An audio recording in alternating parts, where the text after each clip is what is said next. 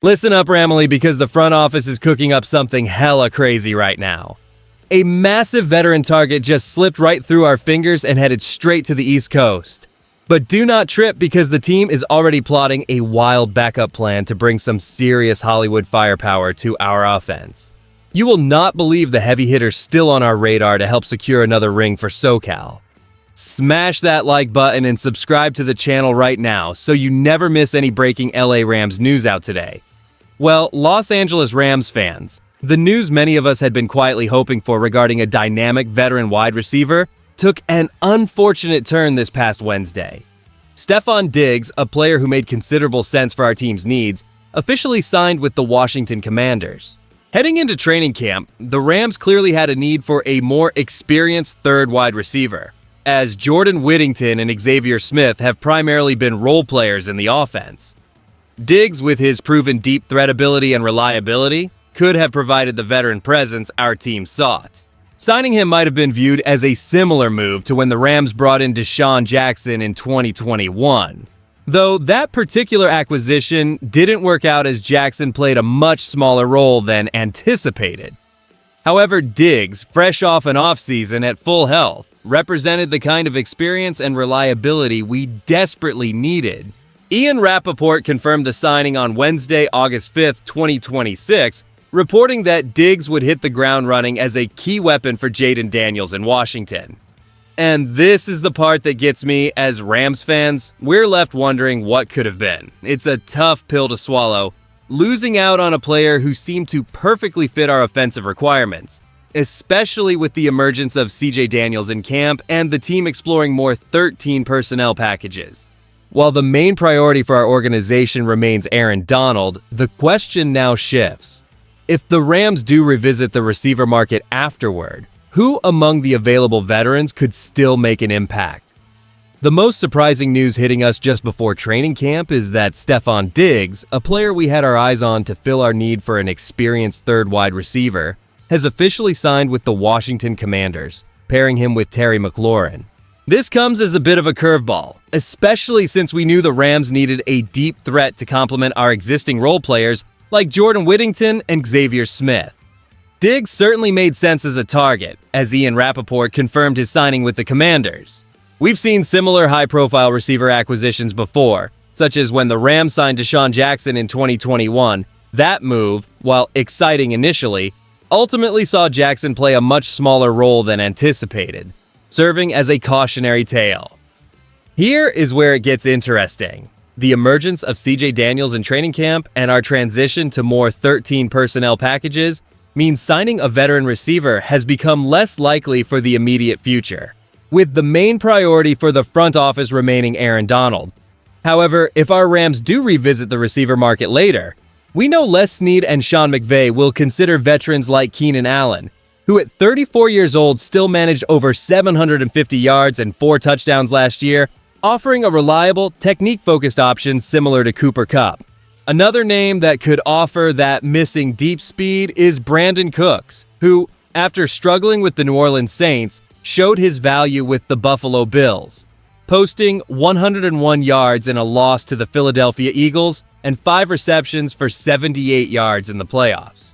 Now that we've laid out the news, let's really dig into what this all signifies for our Los Angeles Rams.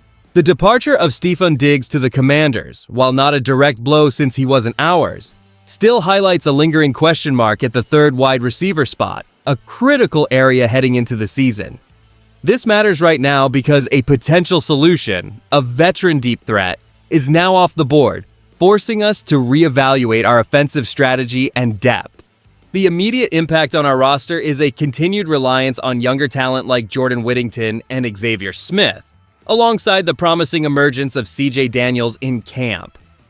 Our transition to more 13 personnel packages also suggests a tactical shift, potentially de-emphasizing the need for a third high-volume receiver on every down and shifting focus to tight ends.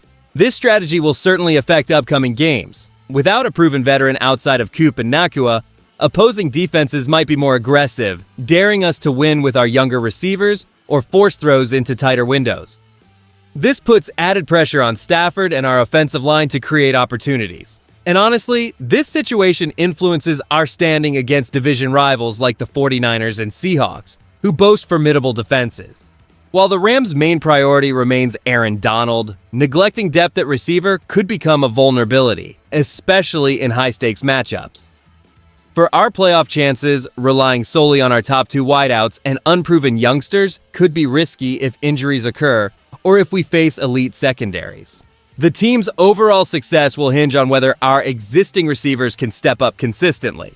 The news about Stefon Diggs signing with the Washington Commanders certainly closed one door for our Rams, leaving us to wonder who could fill that experienced third wide receiver role. The strongest argument for bringing in a veteran, despite CJ Daniels' emergence, is securing proven reliability and a deep threat to complement Cooper Kupp. A player like Keenan Allen, with his technique and consistent production of over 750 yards last year, could be a truly reliable option, akin to Kupp's style. Alternatively, Brandon Cooks, who proved he can still win deep and make plays, particularly with his 101 yards against the Eagles and 78 playoff yards with the Bills, offers the speed we're currently missing. However, we've seen this kind of move before, and it doesn't always pan out. Remember the Deshaun Jackson signing, where he played a much smaller role than anticipated. The real counter-argument now is CJ Daniels' rise and our shift to 13 personnel, potentially lessening the immediate need for another receiver, especially when Aaron Donald remains the main priority. NFL analysts, like those highlighted in the news, were definitely connecting the dots on several free agents. Beyond Allen and Cooks, Gabe Davis is intriguing due to his playoff experience and deep threat ability, despite a recent torn ACL. The bottom line here is, while some analysts might push for a veteran receiver at any cost, my honest take is that we shouldn't force a signing just to fill a perceived void. If we revisit the market, it needs to be for a player who genuinely elevates the offense without hindering Daniels' development or diverting focus from our core priorities. Welcome back to the channel, football fanatics. What a wild ride the NFL season has been so far, and we're only just getting started. The parity across both conferences this year is truly something to behold, making every single Sunday an absolute must-watch event.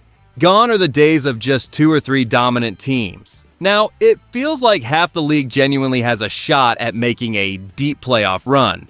And honestly, that's fantastic for the sport. It keeps everyone on their toes, from the star quarterbacks down to the special teams gunners, and it certainly keeps us, the viewers, glued to our screens. Just look at the AFC East, for example.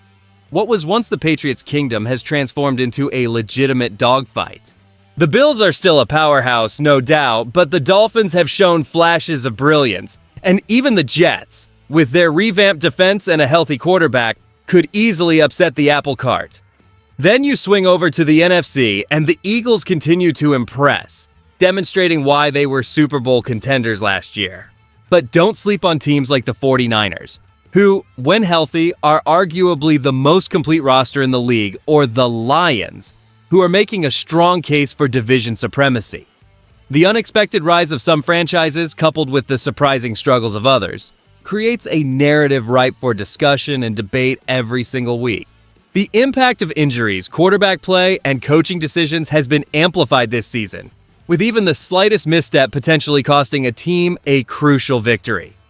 We've seen incredible comebacks and heartbreaking collapses, often in the very same afternoon. It's this unpredictable nature that makes the NFL so captivating.